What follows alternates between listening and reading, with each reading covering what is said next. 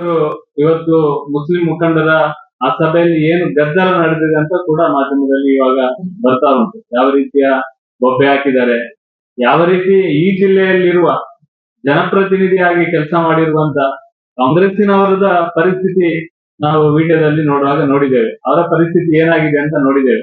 ಅವರು ನಿಂತುಕೊಳ್ಳುವ ಪರಿಸ್ಥಿತಿ ಬಂದಿದೆ, ಮುಸ್ಲಿಂ ಮುಖಂಡರು ಕೂತ್ಕೊಂಡು ಮಾತಾಡುವಂತ ಪರಿಸ್ಥಿತಿ ಇವತ್ತು ಬಂದಿದೆ. ಗೃಹ ಸಚಿವರಿಗೆ ಕನಿಷ್ಠ ಅವರನ್ನು ಕೂತುಗೊಳಿಸ್ಲಿಕ್ಕೂ ಚೇರ್ ಅಲ್ಲಿ ಕೂತುಗೊಳಿಸ್ಲಿಕ್ಕೂ ಅವರಿಗೆ ಅವಕಾಶ ಇಲ್ಲದಂತ ಪರಿಸ್ಥಿತಿಯ ನಾವು ವಿಡಿಯೋದಲ್ಲಿ ನೋಡುವಾಗ ನಮ್ಗೆ ಕಾಣಲಿಕ್ಕೆ ಸಿಕ್ಕಿತ್ತು. ಇಂತಹ ಪರಿಸ್ಥಿತಿಯಲ್ಲಿ ಇವತ್ತು ಜನಪ್ರತಿನಿಧಿಗಳನ್ನ ಧಿಕ್ಕರಿಸಿ ಈ ಜಿಲ್ಲೆಯ ಮುಖಂಡರನ್ನ ಯಾವ ಭಾವನೆಗಳನ್ನ ಕೇಳಬೇಕಿತ್ತು ಅದನ್ನೆಲ್ಲ ಧಿಕ್ಕರಿಸಿ ಇವತ್ತು ಸಭೆ ಮಾಡಿ ಇವತ್ತು ಇಲ್ಲಿ ಸ್ಟೇಟ್ಮೆಂಟ್ ಅನ್ನ ಕೊಟ್ಟಿದ್ದಾರೆ. ಇವತ್ತು ಗೃಹ ಸಚಿವರು ಇನ್ನು ಆಂಟಿ ಕಮ್ಯುನಲ್ ಫೋರ್ಸ್ ಮಾಡುವ ಬಗ್ಗೆ ಇವತ್ತು ವಿಚಾರ ಹೇಳಿದ್ದಾರೆ.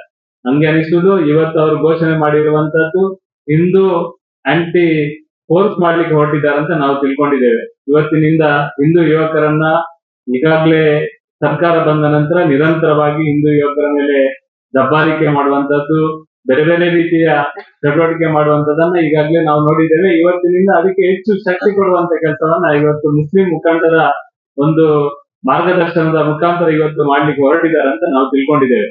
ಇವತ್ತು ಈ ರೀತಿಯ ನಡವಳಿಕೆಯಿಂದ ಈ ಜಿಲ್ಲೆಯಲ್ಲಿ ಶಾಂತಿಯ ವಾತಾವರಣ ನಿರ್ಮಾಣ ಮಾಡ್ಲಿಕ್ಕೆ ಗೃಹ ಸಚಿವರಾಗಿ ಬಂದು ಮಾಡ್ಬೇಕಿತ್ತ ಅಶಾಂತಿಯನ್ನ ಹುಟ್ಟು ಹಾಕಿ ಹೋಗಿದ್ದಾರೆ ಅಂತ ನಾನು ತಿಳ್ಕೊಂಡಿದ್ದೇನೆ. ಇವತ್ತು ಅಶಾಂತಿಗೆ ಇನ್ನೊಂದು ಹೆಸರು ಅಂದ್ರೆ ಕಾಂಗ್ರೆಸ್, ಗೃಹ ಸಚಿವರು, ಉಸ್ತುವಾರಿ ಸಚಿವರು ಇವರೆಲ್ಲ ಸೇರಿ ಇಲ್ಲಿ ಒಂದು ರೀತಿಯ ಈ ಸಮಾಧಾನ ಮಾಡುವ ಬದಲು ಬೆಂಕಿ ಕೊಟ್ಟು ಹೋಗಿದ್ದಾರೆ ಅಂತ ತಿಳ್ಕೊಂಡಿದ್ದೇನೆ. ಇಲ್ಲಿ ಭಾವನೆಗಳ ಜೊತೆ ಚೆಲ್ಲಾಟವಾಡುವಂತ ಕೆಲಸವನ್ನ ಇವತ್ತು ಗೃಹ ಸಚಿವರು ಮತ್ತು ಕರ್ನಾಟಕ ಸರ್ಕಾರ ಇವತ್ತು ಕಾಂಗ್ರೆಸ್ ಸರ್ಕಾರ ಮಾಡಿದಂತ ಇವತ್ತು ಅದಕ್ಕೆ ಸರಿ ಅನ್ನುವ ಪುಷ್ಟಿ ನೀಡುವ ರೀತಿಯಲ್ಲಿ ಇವತ್ತು ರಾಜ್ಯದ ಗೃಹ ಸಚಿವರು ಮತ್ತು ಉಸ್ತುವಾರಿ ಸಚಿವರು ನಡ್ಕೊಂಡಿದ್ದಾರೆ ಅಂತ ತಿಳ್ಕೊಂಡಿದ್ದೇವೆ. ಈ ಜಿಲ್ಲೆಯಲ್ಲಿ ನಡೆದಂತ ಘಟನೆಯ ಬಗ್ಗೆ ಅದೇ ವಿಷಯಕ್ಕೋಸ್ಕರ ಇವತ್ತು ಜಿಲ್ಲೆಗೆ ಆಗಮಿಸಿದ್ದಾರೆ. ನನ್ಗೆ ಅನಿಸುದು ಈ ಜಿಲ್ಲೆಯಲ್ಲಿ ಎರಡೆರಡು ಸಲ ಶಾಸಕರಾಗಿರುವಂತ ಒಟ್ಟು ಈ ಜಿಲ್ಲೆಯ ಲಕ್ಷಾಂತರ ಜನ ಮತ ನೀಡಿರುವಂತ ಜನಪ್ರತಿನಿಧಿಗಳು ಈ ಜಿಲ್ಲೆಯಲ್ಲಿ ಇದ್ದಾರೆ. ಅವರಿಗೆ ಅವರದೇ ಆದ ಅನುಭವ ಇದೆ. ಅವರಿಗೆ ಈ ಜಿಲ್ಲೆಯ ಆಗುಹೋಗುಗಳ ಬಗ್ಗೆ ಗೊತ್ತಿದೆ. ಈ ಸಂಗತಿಯನ್ನ ತಿಳ್ಕೊಳ್ಳುವಂತ ಶಕ್ತಿ ಇದೆ. ನಾವು ಸ್ವಾಭಾವಿಕವಾಗಿ ಎನಿಸಿದೆವು ಈ ಎಲ್ಲ ಜನಪ್ರತಿನಿಧಿಗಳೊಂದಿಗೆ ಸಭೆಯನ್ನ ನಡೆಸಿ ಎಲ್ಲರನ್ನ ವಿಶ್ವಾಸಕ್ಕೆ ತಕೊಂಡು ಈ ಜಿಲ್ಲೆಯಲ್ಲಿ ಒಂದು ಒಳ್ಳೆಯ ನಿರ್ಣಯವನ್ನ ತಗೊಳ್ತಾರೆ ಅಂತ ವಿಶ್ವಾಸವನ್ನು ಈ ರಾಜ್ಯ ಗೃಹ ಮಂತ್ರಿಗಳ ಹತ್ರ ಮತ್ತು ಉಸ್ತುವಾರಿ ಸಚಿವರ ಹತ್ರ ಇಟ್ಟಿದ್ದೇವೆ. ಆದ್ರೆ ಅತ್ಯಂತ ಬೇಸರದ ಸಂಗತಿ, ಅತ್ಯಂತ ಇದು ನೋವಿನ ಸಂಗತಿ, ಈ ಒಂದು ಪ್ರಜಾತಂತ್ರ ವ್ಯವಸ್ಥೆಯಲ್ಲಿ ಎಲ್ರಿಗೆ ಸಮಾನ ಹಕ್ಕು, ಸಮಾನ ರೀತಿಯಲ್ಲಿ ನಡ್ಕೊಳ್ಳುವಂತ ಒಂದು ಮಹತ್ತರವಾದ ಜವಾಬ್ದಾರಿ ಈ ರಾಜ್ಯದ ಸಚಿವರಿಗಿದೆ. ಆದ್ರೆ ಕೇವಲ ಈ ಜಿಲ್ಲೆಯಲ್ಲಿ ಜನಪ್ರತಿನಿಧಿಗಳನ್ನ ಎಲ್ಲರನ್ನ ಬಿಟ್ಟು ಕೇವಲ ಮುಸ್ಲಿಂ ಮುಖಂಡರನ್ನ ಇಟ್ಟುಕೊಂಡು ಇವತ್ತು ಸಭೆಯನ್ನ ನಡೆಸಿರುವಂತದ್ದು ಈ ಜಿಲ್ಲೆಯ ಆಡಳಿತ ಅದು ಈ ರಾಜ್ಯದ ಆಡಳಿತ ಯಾವ ದಿಕ್ಕಿನಲ್ಲಿ ಹೋಗ್ತದೆ ಅನ್ನೋದನ್ನ ನಮ್ಗೆ ಕಣ್ಣಾರೆ ಇವತ್ತು ನೋಡಿದ್ದೇವೆ ಮತ್ತು ಇವತ್ತು ಕೇಳಿದ್ದೇವೆ. ಇವತ್ತು ರಾಜ್ಯದ ಗೃಹ ಸಚಿವರಾಗಿ ನಮ್ಮ ಅಭಿಪ್ರಾಯಗಳನ್ನ ನಮ್ಮ ಜನಪ್ರತಿನಿಧಿಗಳ ಅಭಿಪ್ರಾಯವನ್ನ ಪಡ್ಕೊಳ್ಳುವಂತ ಅವಶ್ಯಕತೆ ಇತ್ತು ಮತ್ತು ಅವರಿಂದ ಈ ರೀತಿಯ ಭಾವನೆಗಳ ಬಗ್ಗೆ ತಿಳ್ಕೊಂಡು ನಿರ್ಧಾರವನ್ನ ತಗೊಳ್ಳುವಂತ ಕೆಲಸವನ್ನ ಮಾಡಬೇಕಿತ್ತು. ಕೇವಲ 2 ದಿನಗಳ ಹಿಂದೆ ಒಬ್ಬ ಮುಸ್ಲಿಂ ಮತಾಂಧರು ಒಟ್ಟು ಸೇರಿ ರಾಜಾರೋಷವಾಗಿ ಬರ್ಬರವಾಗಿ ಜನನಿಬಿಡ ಪ್ರದೇಶದಲ್ಲಿ ಕಗ್ಗೊಲೆಯನ್ನ ಮಾಡಿದ್ದಾರೆ. 13 ಸಲ ಕೊಚ್ಚಿ ಕೊಂದಿದ್ದಾರೆ ಅಂತ ಈಗ ಪೊಲೀಸ್ನವರು ಹೇಳ್ತಾ ಇದ್ದಾರೆ. ಇಂಥ ಸಂದರ್ಭದಲ್ಲಿ ಅದೇ ಸಮುದಾಯದ ಮುಖಂಡರನ್ನ ಕೂತ್ಕೊಳ್ಳಿಸಿ ಅದಕ್ಕೆ ಪೂರಕವಾಗಿ ಮಾತಾಡೋರನ್ನು ಕೂತ್ಕೊಳ್ಳಿಸಿ ಇವತ್ತು ಸಭೆ ನಡೆಸ್ತಾರಂತ ಹೇಳಿದ್ರೆ ಈ ತನಿಖೆ ಯಾವ ದಿಕ್ಕಿಗೆ ಹೋಗ್ಬೋದು? ಈ ತನಿಖೆಯಿಂದ ನ್ಯಾಯ ಸಿಗಬಹುದಾ?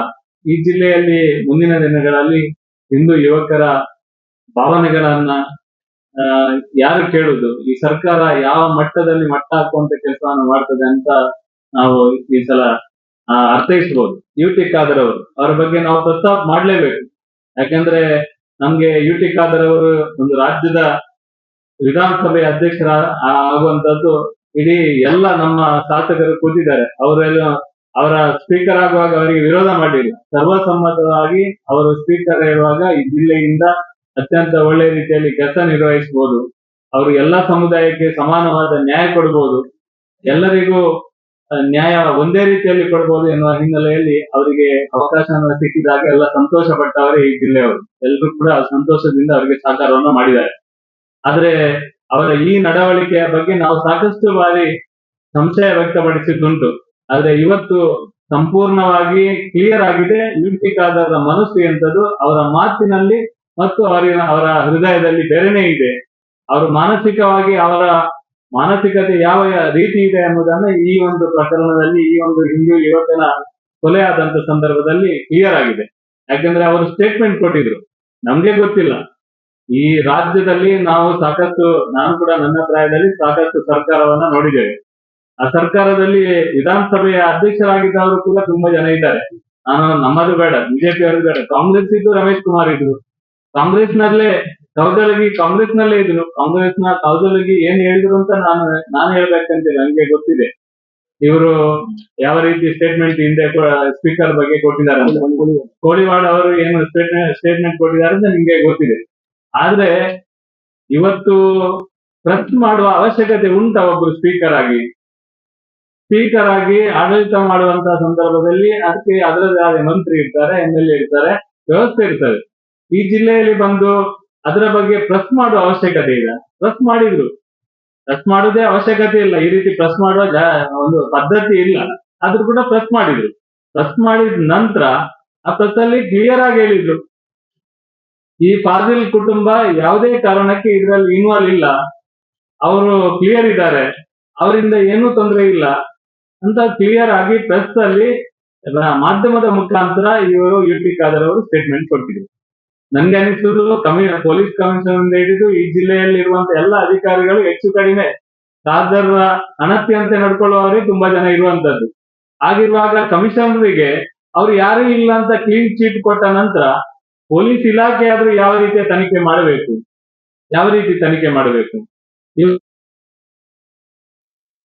ಒಂದು ಘಟನೆ ನಡೆದಿದೆ ಅಂತ ನಾವು ತಿಳ್ಕೊಂಡಿದ್ದೇವೆ. ಯುಟಿ ಖಾದರ್ ಅವರು ಮತಾಂಧತೆ, ಧರ್ಮಾಂಧತೆಯ ರೀತಿಯಲ್ಲಿ ಮಾತಾಡಿದ್ದಾರೆ. ಅವರ ಬಗ್ಗೆ ಸರ್ಟಿಫಿಕೇಟ್ ಕೊಡ್ತಾರೆ, ಅವ್ರು ಏನಿಲ್ಲ ಅಂತ.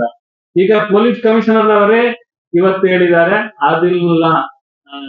ಫಾಜಿಲ್ ತಮ್ಮ ಆದಿಲ್ ಸ್ವತಃ ಸುಪಾರಿ ಕೊಟ್ಟಿರುವಂತದ್ದು, ಆರೋಪಿ ಆಗಿರುವಂತದ್ದು ಈಗ ಪತ್ರಿಕೆಯಲ್ಲಿ ಸ್ವತಃ ಕಮಿಷನರ್ ಹೇಳಿದ್ದಾರೆ. ಖಾದರ್ ಏನು ಹೇಳ್ತಾರೆ? ಖಾದರ್ ಒಂದು ಧರ್ಮದ ಪರವಾಗಿ ವಾದ ಮಾಡ್ತಾರೆ, ಅವರಿಗೆ ಕ್ಲೀನ್ ಚಿಟ್ ಕೊಡ್ತಾರೆ, ಕಾನೂನು ಇವರ ಕೈಯಲ್ಲೇ ಇದ್ದ ಹಾಗೆ ಮಾಡ್ತಾರೆ.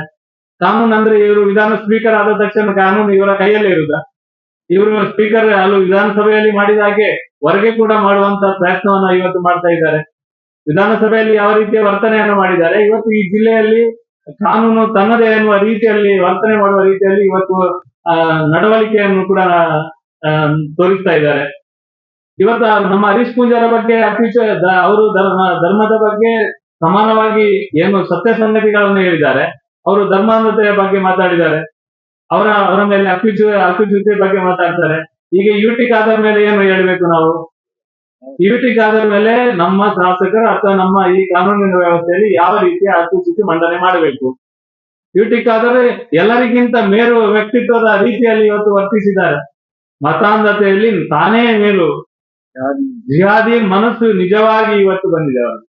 ಅವರ ಜಿಹಾದಿ ಮನಸ್ಸು ಉಳ್ಳಾಲದವರಿಗೆ ಇವತ್ತೆಲ್ಲ ಮನೆಗೆ ಗೊತ್ತಾಗ್ಲಿ, ಎಲ್ಲ ಮನೆಗೆ ಗೊತ್ತಾಗಬೇಕು, ಉಳ್ಳಾಲದ ಮನೆಗೆ ಗೊತ್ತಾಗಬೇಕು. ಯಾವತ್ತು ಯಾರು ಕೂಡ ಅವನ ನೈಜ ಬಣ್ಣ ಒಂದಲ್ಲ ಒಂದು ದಿನವರೆಗೆ ಬರ್ತದೆ ಅಂತ ಹೇಳ್ತಾ ಇದ್ದೆವು. ಇವತ್ತು ಈ ಸಲ ಬಂದಿದೆ. ಯುಟಿ ಖಾದರ್ ಅವರ ನೈಜ ಬಣ್ಣ ಇವತ್ತು ಅವರ ಅನಾವರಣ ಆಗಿದೆ, ಸಾರ್ವಜನಿಕವಾಗಿ ಎಲ್ರಿಗೂ ಗೊತ್ತಾಗಿದೆ. ಯಾವ ತರ ಆಗಿರ್ಬೋದು, ನಾವೇನು ಸುಳ್ಳು ಹೇಳುದಲ್ಲ, ನಿಮ್ಗೆ ಇದರ ಮುಖಾಂತರ ನೋಡ್ತಿದ್ದೆ, ನಾನು ತೋರಿಸ್ಲಿಕ್ಕೆ ಇಚ್ಛೆ ಪಡ್ತೇನೆ ಯಾವ ರೀತಿ ಈ ಒಂದು ಸುವಾಸನ ತನಿಖೆಯನ್ನ ಯಾವ ರೀತಿ ತಕೊಂಡು ಹೋಗ್ತಾರೆ ಅಂತ ಹೇಳಲಿಕ್ಕೆ ಒಂದು ಉದಾಹರಣೆ ಕೊಡ್ತೇನೆ ನೋಡಿ. ಫಾಜಿಲ್ ಹತ್ಯೆ ಆದ ತಕ್ಷಣ ಫೋಟೋ ಬಿಡುಗಡೆ ಮಾಡುವಾಗ, ಅಪರಾಧಿಗಳ ಫೋಟೋ ಬಿಡುಗಡೆ ಮಾಡುವಾಗ ಓಪನ್ ಆಗಿ ಈ ತರ ಬಿಡುಗಡೆ ಮಾಡಿದ್ರು, ಎಲ್ಲರ ಮುಖ ಕಾಣುವ ರೀತಿಯಲ್ಲಿ ಬಿಡುಗಡೆ ಮಾಡಿದ್ರು, ಮುಸುಕು ರಹಿತ ಬಿಡುಗಡೆ ಮಾಡಿದ್ರು. ಆದ್ರೆ ಇವತ್ತು ಇವರಿಗೇನು ಭಯನ, ಇವರಿಗೇನು ಖಾದರ್ ಹೆದರಿಕೆನಾ, ಇವರಿಗೆ ಸಿದ್ದರಾಮಯ್ಯರದ ಹೆದರಿಕೆನಾ, ಇವರಿಗೆ ಯಾರದು ಹೆದರಿಕೆ ಅಂತ ಹೇಳ್ಬೇಕು, ಯಾರ ಪ್ರೀತಿ ಅಂತ ಹೇಳ್ಬೇಕು. ಈಗ ಮುಸುಕು ಹಾಕಿ ಇದೇ ಇರುವಂತದ್ದು ಸಾಮಾನ್ಯವಾಗಿ. ಯಾಕೆ ಆಗ ಹೀಗೆ ಮಾಡಿದ್ರಿ, ಇವಾಗ ಯಾಕೆ ಈ ತರ ಮಾಡ್ತೀರಿ? 31ನೇ ತಾರೀಕು ಮಾರ್ಚ್ 31ಕ್ಕೆ ಸುಹಾಸ್ನನ್ನ ಮುಗಿಸ್ತೇವೆ ಅಂತ ಸೋಷಿಯಲ್ ಮೀಡಿಯಾದಲ್ಲಿ ಹಾಕಿದ್ರು, ಸ್ಟೇಟಸ್ ಹಾಕಿದ್ರು. ಎಷ್ಟು ಜನ ಸ್ಟೇಟಸ್ ಹಾಕಿದವ್ರನ್ನ ನೀವು ಅರೆಸ್ಟ್ ಮಾಡಿದಿರಿ? ಆ ಕೇಸ್ ಇದನ್ನ ಹಾಕಿದ ತಕ್ಷಣ ಯಾರ ಮೇಲೆ ಕಾನೂನು ಕ್ರಮ ತಗೊಂಡಿದ್ದೀರಿ? ನೀವು ಯಾರ ಮೇಲಾದ್ರೂ ಕಾನೂನು ಕ್ರಮ ತಗೊಂಡಿದ್ದೀರಾ? ನೀವು ಸುಹಾಸ್ನಿಗೆ ಭದ್ರತೆ ಕೊಟ್ಟಿದ್ದೀರಾ? ಅದರ ಬದಲಾಗಿ ಸುಹಾಸ್ನನ್ನ ಸ್ಟೇಷನ್ಗೆ ಕರೆಸಿ ವಿಡಿಯೋ ಮಾಡಿ ಏನೆಲ್ಲ ಮಾಡಬೇಕು ನೀವು ಸುಹಾಸ್ನ ಮೇಲೆ ಸವಾರಿ ಮಾಡಿದ್ದೀರಿ ಹೊರತು ಸುಹಾಸ್ ಇವತ್ತು ಏನಾದ್ರೂ ಇವತ್ತು ಆಗಿದ್ದಿದ್ರೆ, ಈ ದುರ್ಘಟನೆ ಆಗಿ ಅವ್ರು ಸತ್ತಿದ್ದಾರೆ, ಅವರು ವೀರಮರಣ ಹೊಂದಿದ್ದಾರೆ, ನಾನು ಹೇಳಿಕೆ ಇಚ್ಛೆ ಪಡ್ತೀನಿ. ಯಾಕಂದ್ರೆ ಹಿಂದೂಗಳ ಪರವಾಗಿ ಹೋರಾಟ ಮಾಡಿದಂತ ಒಬ್ಬ ಯುವಕ, ನಿಜವಾಗಿ ಅವನನ್ನ ಇವತ್ತು ಪೊಲೀಸ್ ಇಲಾಖೆ ಕೂಡ, ಈ ಸರ್ಕಾರ, ಈ ಪೊಲೀಸ್ ಇಲಾಖೆ ಎಲ್ರು ಕೂಡ ಇದರಲ್ಲಿ ಇನ್ವಾಲ್ವ್ ಆಗಿದ್ದಾರೆ. ಯಾಕೆಂದ್ರೆ 31ನೇ ತಾರೀಕು ಬರುವಾಗ ಎಚ್ಚರಿಕೆಯಿಂದ ಯಾರು ಸ್ಟೇಟಸ್ ಹಾಕಿದರೆ ಅವರನ್ನು ಅರೆಸ್ಟ್ ಮಾಡಿ ಅವರ ಬಗ್ಗೆ ಕ್ರಮ ತಗೊಳ್ಳುವಂತ ಕೆಲಸ ಮಾಡಿದಿದ್ರೆ ಈ ಘಟನೆ ಆಗ್ತಾ ಇರ್ಲಿಲ್ಲ. ಮಾಡ್ಲಿಲ್ಲ, ಯಾರು ಸಹ ಮಾಡ್ಲಿಲ್ಲ. ಅವನ ಕೈಯಲ್ಲಿದ್ದ ಅವನು ಆತ್ಮರಕ್ಷಣೆಗೆ ಏನು ವ್ಯವಸ್ಥೆ ಮಾಡಬೇಕು ಅದನ್ನೆಲ್ಲ ಬಿಟ್ಟು ಅವರ ಮೇಲೆ ಸವಾರಿ ಆಗುವ ರೀತಿಯಲ್ಲಿ ವರ್ತನೆ ಮಾಡುವಂತದ್ದಾಗಿದೆ. ನಮ್ಗೆ ಸಂಶಯ ಇದೆ, ಬಜ್ಪೆ ಪೊಲೀಸ್ ಸ್ಟೇಷನ್ ಅಲ್ಲಿ ಕೆಲವರು ಪೊಲೀಸ್ ಇಲಾಖೆಯಲ್ಲಿ ಇದ್ದವರೇ ಇದರ ಹಿಂದುಗಡೆ ಇದ್ದಾರೆ ಎನ್ನುವ ಒಂದು ಸಂದೇಹ ಕೂಡ ನಮ್ಗೆ ಇದೆ. ಇದರ ಬಗ್ಗೆ ಕೂಡ ತನಿಖೆ ಆಗಬೇಕು, ಇದರ ಬಗ್ಗೆ ಬಲವಾದ ತನಿಖೆ ಆಗಬೇಕು. ತನಿಖೆ ಜನನಿಬಿಡ ಪ್ರದೇಶದಲ್ಲಿ ಈ ರೀತಿ ಆಗ್ಬೇಕಿದ್ರೆ ಇದಕ್ಕೆ ಎಲ್ಲ ಮೂಲದಿಂದ ಸಾಕಾರ ಆಗಿದೆ. ಇವತ್ತು 8 ಜನ 9 ಜನ ಹೇಳ್ತಾರೆ, ನಮ್ಗೆ ವಿಡಿಯೋದಲ್ಲಿ ನೋಡುವಾಗ ಕಾಣ್ತದೆ 15 ಜನ ಇದ್ರು, ಮಹಿಳೆ 2 ಇದ್ರು. ಯಾಕೆ ಅರೆಸ್ಟ್ ಮಾಡ್ಲಿಲ್ಲ ಮಹಿಳೆಯರನ್ನ? ಓಪನ್ ಆಗಿದ್ದಾರೆ ಅವರು, ಅವರನ್ನು ಯಾಕೆ ಬಿಡ್ತಾ ಇದ್ದೀರಿ? ಮಹಿಳೆಯರು ಕೂಡ ಅದರಲ್ಲಿ 2 ಇದ್ರು, ಯಾಕೆ ಅರೆಸ್ಟ್ ಮಾಡ್ಲಿಲ್ಲ ಅವರನ್ನು ಕೂಡ ಅರೆಸ್ಟ್ ಮಾಡ್ಬೇಕು, ಅವರನ್ನು ಕೂಡ ಎನ್ಕ್ವೈರಿ ಮಾಡುವಂತದ್ದು ಮಾಡಬೇಕು. ಇದಕ್ಕೆ ಯಾರು ಸಹಕಾರ ಕೊಟ್ಟಿದ್ದಾರೆ, ಯಾರು ಸಹಾಯ ಮಾಡಿದ್ದಾರೆ, ಎಲ್ಲರನ್ನ ತನಿಖೆ ಮಾಡುವಂತ ಕೆಲಸ ಮಾಡಬೇಕು. ನಿಖರ ಸುದ್ದಿ, ಸದಭಿರುಚಿಯ ಕಾರ್ಯಕ್ರಮ. ನೀವು ನೋಡ್ತಾ ಇದ್ದೀರಾ ಕಹಳೆ ನ್ಯೂಸ್, ಸಮಾಜದ ಜಾಗೃತಿಗಾಗಿ ವಸ್ತುನಿಷ್ಠ ವರದಿ.